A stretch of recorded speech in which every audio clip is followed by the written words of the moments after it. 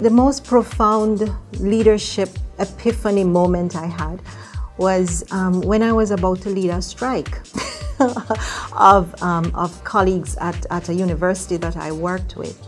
And after meeting with the group that I represented and recognizing just how important this was, that they were putting their trust in me as a leader of the group, I remember leaving the meeting and walking alone and thinking, my goodness, what have I done? How am I going to make sure that this does not risk people's livelihoods, their families?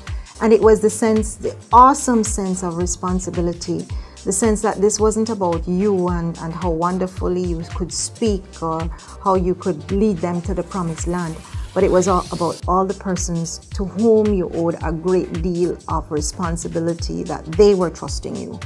And that really helped to inform that concept of, I think, servant leadership, that really, when you as a leader make a decision, you have to take into account that it is really in the service of others and it is affecting them. So do so responsibly, do so reflectively, do so with great care, because you really carry a lot of their hopes and their dreams, in your hands and in your words. So that was really a pivotal turning point for me.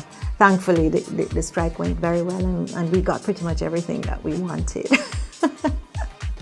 The pivotal experience in my professional career that truly changed me, looking from a leadership perspective, would have been in my early years as a leader, working in a small government agency at the local level, where my focus really was on doing the right things, saying the right things, honesty, integrity.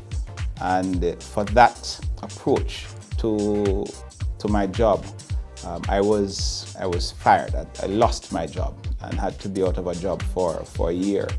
And it made me recognize that you had to balance your leadership style, not to change the idea that you have to be sincere as a leader, but to be able to recognize the pitfalls and to soften your approach to ensure that at the end of the day, the desired outcome and objective that you seek to achieve is achieved, but that you preserve your professional working career within the organization you're leading.